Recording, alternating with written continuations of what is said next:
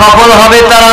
আমার আল্লাহ তাআলা বলেন আমাকে ভয় করবে যারা, দুনিয়া আখিরাতে সফল তারা। আমার আল্লাহ তাআলা বলেন ইয়া আইয়ুহাল্লাযীনা আমানুসবির ওয়া সাবিরু ওয়া রাবিতু ওয়াত্তাকুল্লাহা লাআল্লাকুম তুফলিহুন। আল্লাহ তাআলা বলেন বান্দারে, আমি আল্লাহ তাআলা বলে গেলাম ইয়া আইয়ুহাল্লাযীনা আমানুসবির, এই ঈমানদাররা। ঈমানদার কাদেরকে বলা হয়? ঈমানদারের ফর্ম হলো তিনটা। এক নাম্বার কাজ হলো যে মুখে স্বীকৃতি দিবে আমি আল্লাহকে বিশ্বাস করি। দুই নাম্বার কাজ হলো যে মনে অন্তরকে বিশ্বাস করি। তিন নাম্বার কাজ হলো আমার আল্লাহ তাআলা বলেন তিন নাম্বার কাজ হলো কাজে কর্মে পরিণত করা। এই তিনটি বিষয় যার ভিতরে থাকবে আমার আল্লাহ তাআলার ভাষায় সে হল ঈমানদার। আমার আল্লাহ তাআলা বলেন বান্দারে ইয়া আইয়ুহাল্লাযীনা আমানুসবির, এই ঈমানদাররা তোমরা ধৈর্য ধারণ করো। ওয়াসাবিরু ওয়া রাবিতু, শুধু ধৈর্য ধারণ করলে হবে না রে বান্দা, যারা তোমাদের ভিতরে ধৈর্য ধারণ করে তোমরা তাদের সাথে ধৈর্য ধারণ করা রাখবা।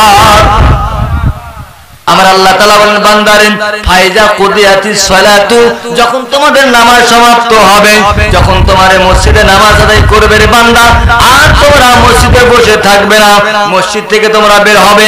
কি জন্য বের হবে? আবতাকু মিন ফাদলিল্লাহ, আল্লাহ তাআলা যে রিজিক অন্বেষণ করার জন্য তোমরা মসজিদ থেকে বের হয়ে যাবে। আল্লাহ রিজিককে তোমরা আল্লাহ রিজিককে তোমরা তালাশ করবেন, আর মসজিদে বসে থাকবে না।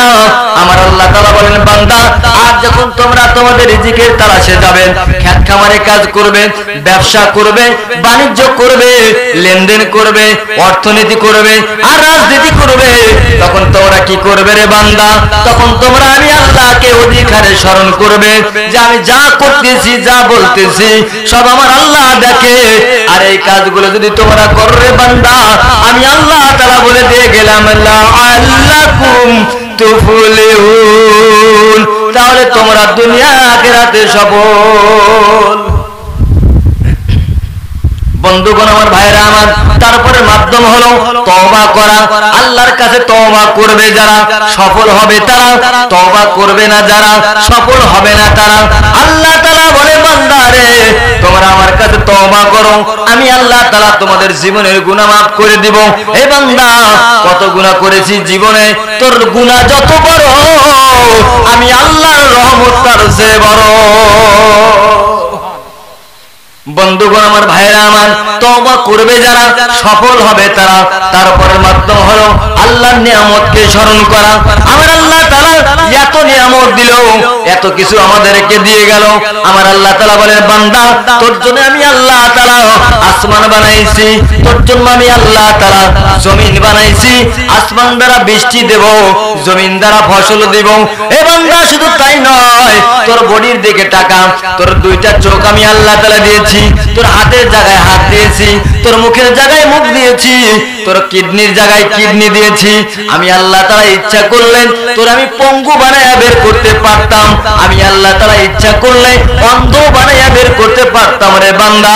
আমি আল্লাহ তাআলা ইচ্ছা করলে পাগল বানায়া বের করতে পারতাম। এ বান্দা, আমি তোরে পূর্ণাঙ্গ স্ট্রাকচার দিয়ে বডি স্ট্রাকচার তৈরি করলাম। বান্দারে এত কোটি কোটি টাকা নিয়ামত আমি তোরে দিলাম, তোরা আমার শুকরিয়া আদায় করবি। আমার আল্লাহ তাআলা বলেন যারা এই নিয়ামতের শুকরিয়া আদায় করবে, আমার আল্লাহ তাআলা বলেন দুনিয়া সফল হবে। আমার আল্লাহ তাআলা বলেন ফাযকুরু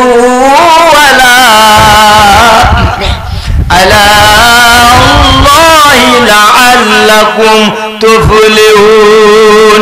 আল্লাহ তাআলা তোমরা আমার অনুগ্রহে স্মরণ করো, আমার নিয়ামতকে স্মরণ করো রে বান্দা, তোমরা সফল হবে। তাহলে আল্লাহর নিয়ামতকে স্মরণ করবে যারা সফল হবে তারা। তারপরে আল্লাহ তাআলা বলেন বান্দা, পবিত্র জিনিস গ্রহণ না, অপবিত্র জিনিস গ্রহণ না করা। অপবিত্র জিনিস কি?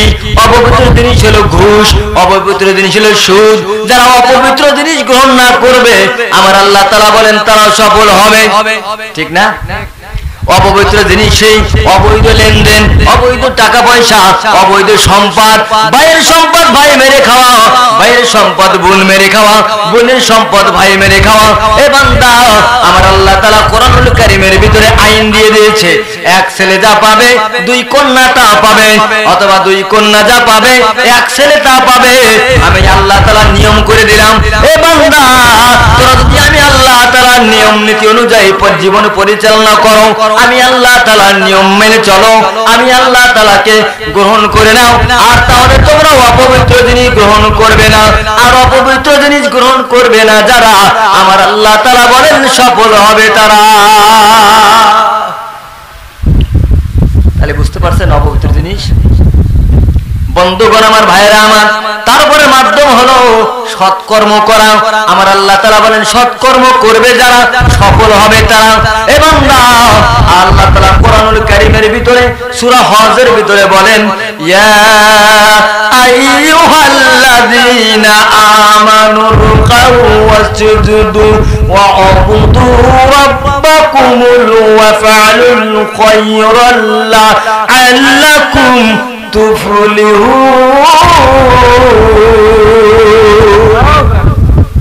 আল্লাহ তাআলা বলেন বান্দারে, ইয়া আইয়ুহাল্লাযিনা আমানু, হে ঈমানদাররা, রুকুও, তোমরা রুকু করো। আল্লাহ তাআলা ঈমানদারদেরকে টার্গেট করে বললেন, হে ঈমানদাররা তোমরা রুকু করো, ওয়াসজুদু, তোমরা কি করে সিজদা করো, তার মানে নামাজ পড়ো। আল্লাহ তাআলা বলেন ঈমানদাররা রে, ঈমানদার হবে যারা রুকু করবে তারা, ঈমানদার হবে যারা সিজদা করবে তারা, ঈমানদার হবে না যারা নামাজ পড়ে না তারা। আল্লাহ তাআলা বলেন বান্দারে তোমরা আমি আল্লাহ তাআলার রুকু করবে, সিজদা করবেন, ওয়াবুদু, আমার আল্লাহ তাআলা বলে ইবাদত করবে। ইবাদত কাকে বলেন? ইবাদত একটা ব্যাপক শব্দ। আমরা মনে করি নামাজ, রোজা, হজ, যাকাত ইবাদত, এটা ইবাদত বটে, তবে ইবাদত শব্দ একটা ব্যাপক শব্দ। নামাজ থাকবে, রোজা থাকবে, হজ থাকবে, যাকাত থাকবে, তাবলীগ থাকবে, কোরআন প্রচার থাকবে, অর্থনীতি থাকবে, রাজনীতি থাকবে, চুক্তিনীতি থাকবে, বন্ধনীতি থাকবে। এক কথা জীবনের শুরু থেকে জীবনের শেষ পর্যন্ত মুমিন যা করবে তা হবে ইবাদত। ইবাদতের দুইটি শর্ত যার ভিতরে থাকবে, আমার আল্লাহ তাআলা বলেন মুমিন বান্দা যা করবে তা হবে ইবাদত। এক নাম্বার শর্ত হলো যা করব, যা বলবো, যা জিনিস করব, যা বলবো এবং যা লিখব, আমার আল্লাহ তাআলার খুশির জন্য করব। এক নাম্বার শর্ত, যা করব, যা বলবো, কে কার খুশির জন্য? জোরে বলেন। আল্লাহর খুশির জন্য বলবো। আর যা করব, যা বলবো, একটা তরিকা হলো, সে তরিকা হলো মুহাম্মদুর রাসূলুল্লাহ। মুহাম্মদুর রাসূলুল্লাহর তরিকায় হবে। এই দুইটা জিনিস যার ভিতরে পাওয়া যাবে, মুমিন যা করবে তাই হবে ইবাদত। লা ইলাহা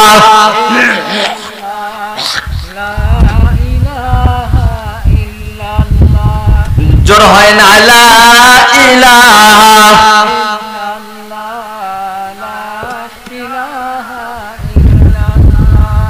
লা ইলাহা ইল্লাল্লাহু মুহাম্মাদুর রাসূলুল্লাহ।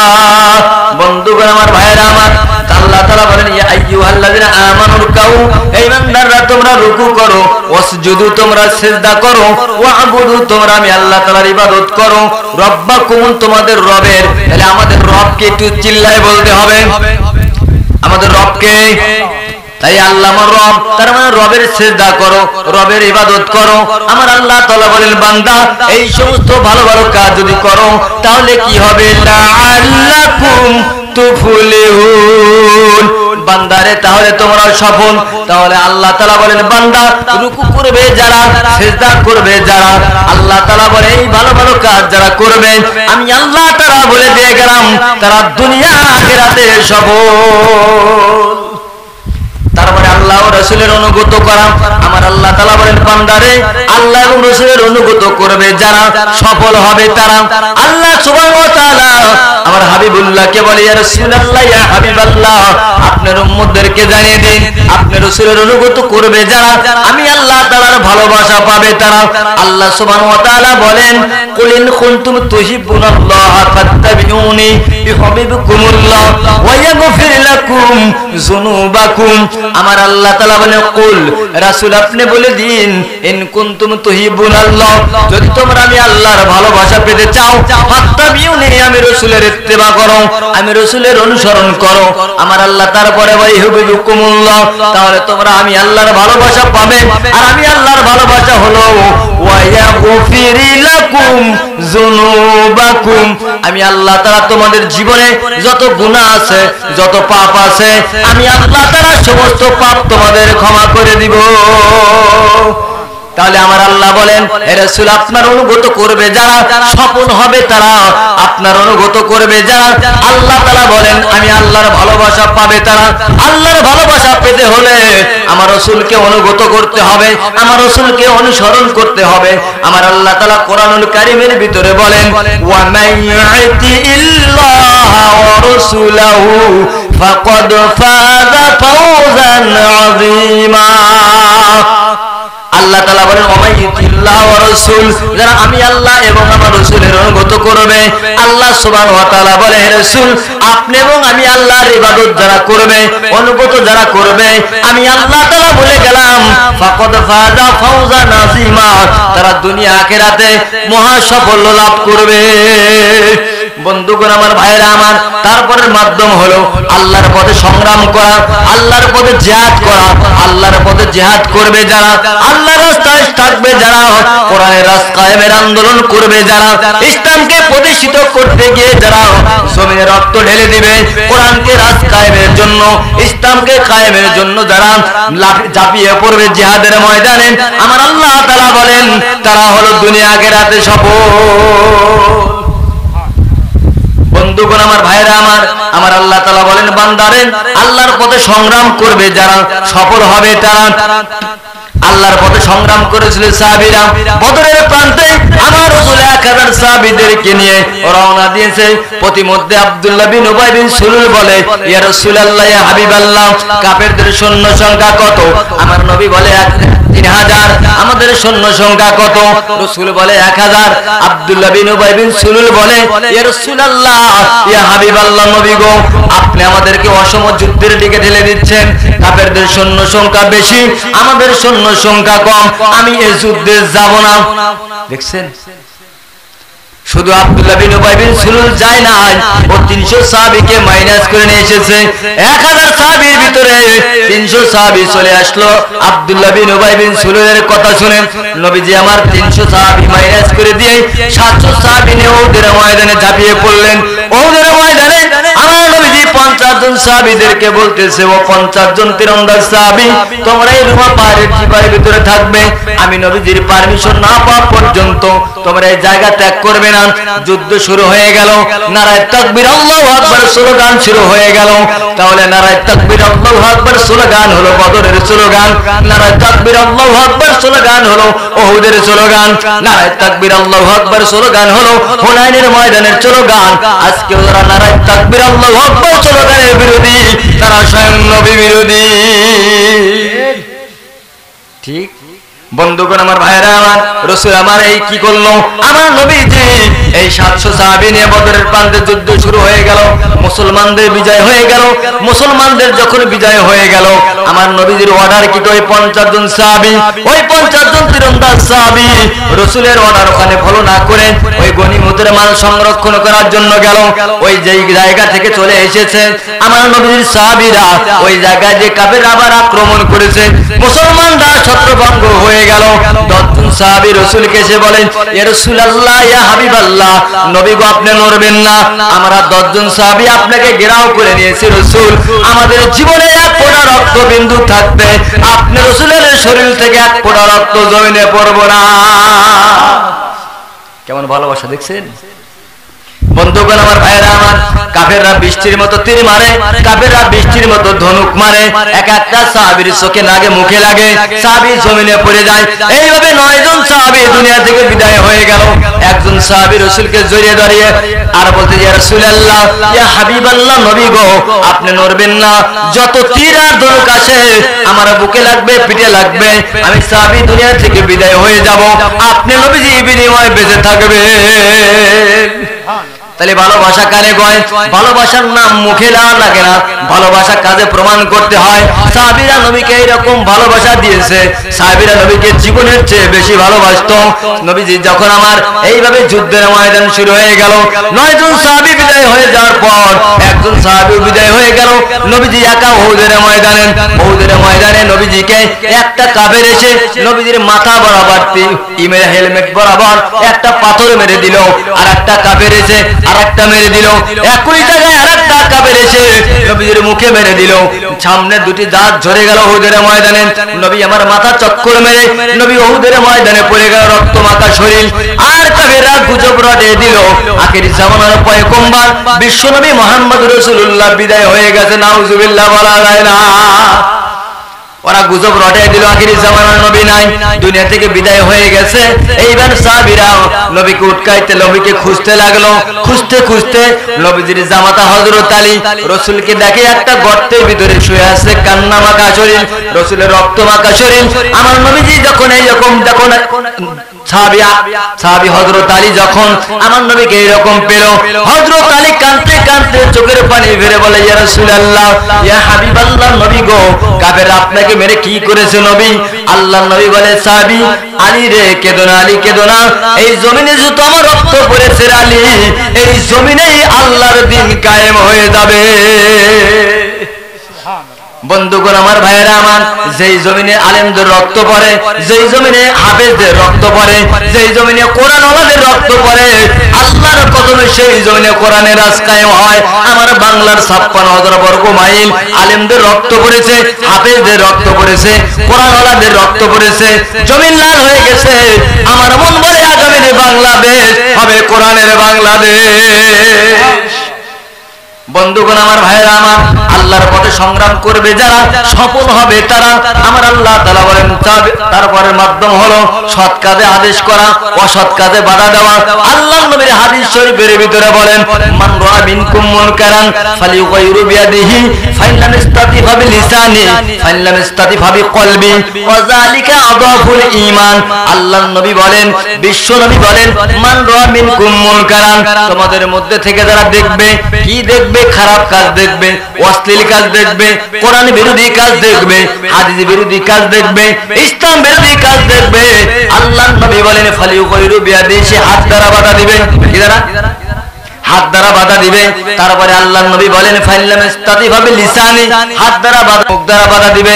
ফাইল্লাম ইস্তাতি ফাবিকলবি, আল্লাহর নবী বলেন, বিশ্ব নবী বলেন মুখ দ্বারা বাধা দেওয়ার ক্ষমতা যদি তার না থাকে, মনে মনে ঘৃণা করবে, অন্তর দ্বারা ঘৃণা করবে, আর ওই কাজটা পরিবর্তন করার চেষ্টা করবে।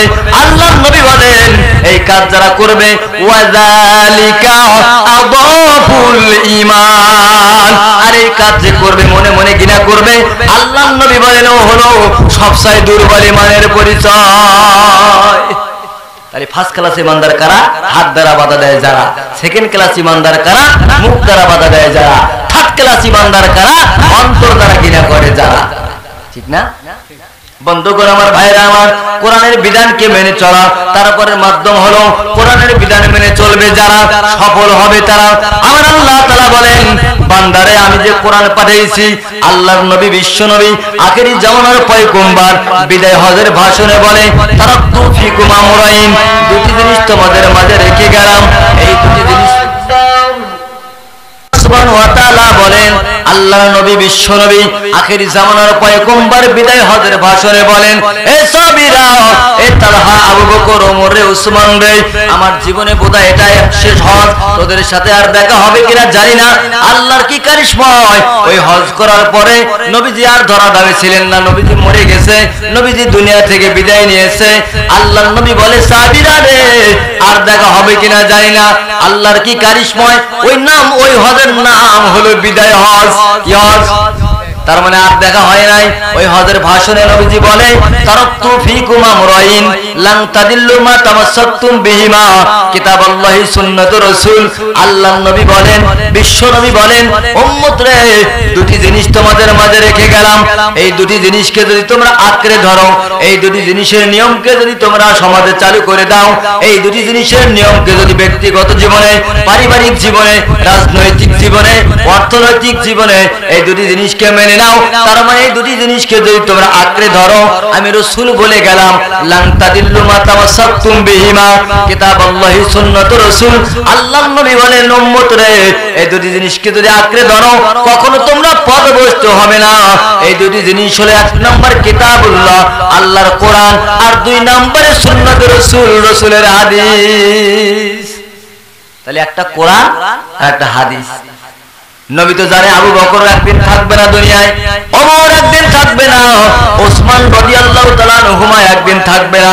আমার কোরআন থাকবে, আমার হাদিস থাকবে। আমার রাসূল তাই বলে গেল, সাহাবীরা তোমাদের মাঝে আমি রাসূল রেখে গেলাম কোরআন এবং হাদিস, এই দুটি জিনিসকে তোমরা ফলো করবে, এই দুটি জিনিসকে তোমরা মেনে নিবে।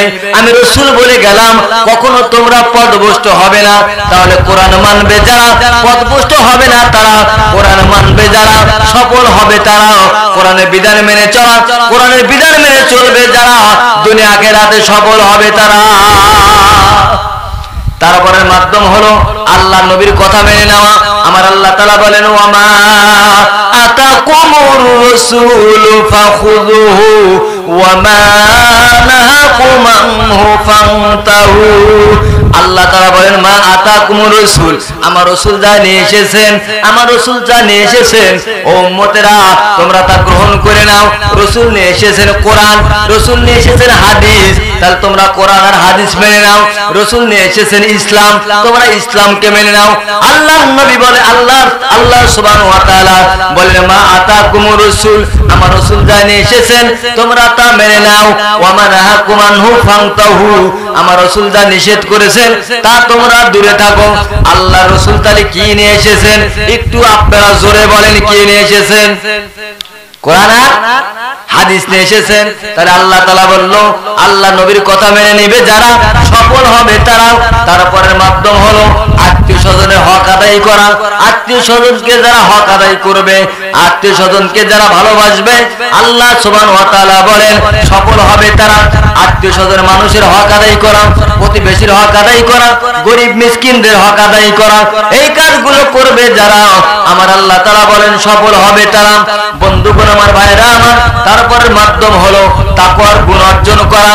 তাকওয়ার গুণ অর্জন করবে যারা, সফল হবে তারা। একটু জেগে দেন লা ইলাহা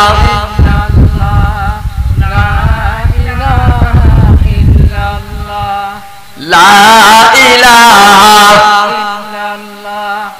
লা ইলাহা ইল্লাল্লাহু মুহাম্মাদুর রাসূলুল্লাহ সাল্লাল্লাহু। বন্ধুগণ আমার ভাইরা আমার, তাকওয়ার গুণ অর্জন করা, তাকওয়ার গুণ অর্জন করবে যারা, সফল হবে তারা। আমার আল্লাহ তাআলা গুণ যার ভিতরে থাকবে সে হলো মুত্তাকি। আমার আল্লাহ তাআলা কোরআনুল কারীমের ভিতরে সর্বপ্রথমেই মুত্তাকিদের গুণাবলী বর্ণনা করে দিয়েছেন। মুত্তাকি হবে কারা? পাঁচটা গুণ থাকবে যার মধ্যে, সে হবে মুত্তাকি। এক নাম্বার গুণ হলো আমার আল্লাহ তাআলা বলেন যালিকাল কিতাবু লা রাইবা ফি, এই কিতাবের ভিতরে কোনো সন্দেহ নাই। হুদাল লিল মুত্তাকিন, এটা মুত্তাকিনদের জন্য হেদায়েত, এটা মুত্তাকিনদের জন্য সরল পথ। আমার আল্লাহ তাআলার এক নাম্বার, আল্লাহ তাআলা বলে এক নাম্বার গুণ হলো আল্লাযীনা ইউমিনুনা বিল গায়ব। আমার আল্লাহ তাআলা বলেন বান্দারে আমি আল্লাহ তাআলা কে যারা অদৃশ্য বিশ্বাস করবে যারা, সফল হবে তারা। আমার আল্লাহ তাআলা বলেন এক নাম্বার কে যারা অদৃশ্যকে মেনে নেবে। আল্লাহকে কি দেখা যায়? তাহলে অদৃশ্যকে মেনে নেবে যারা, সফল হবে তারা। ওকে বন্ধুগণ আমার ভাইরা আমার, তাহলে আল্লাহকে অদৃশ্যকে বিশ্বাস করবে যারা, গায়েবকে বিশ্বাস করবে যারা, সফল হবে তারা। তারপরে মাধ্যম ওয়াইকুমুনাস সালাহ, নামাজ কায়েম করবে যারা, নামাজ পড়বে যারা, সফল হবে তারা। বন্ধুগণ আমার ভাইরা আমার, এরকম 5টা গুণ যার ভিতরে থাকবে, তাকওয়ার গুণ, আমার আল্লাহ তাআলা বলেন তারা দুনিয়া আখিরাতে সফল।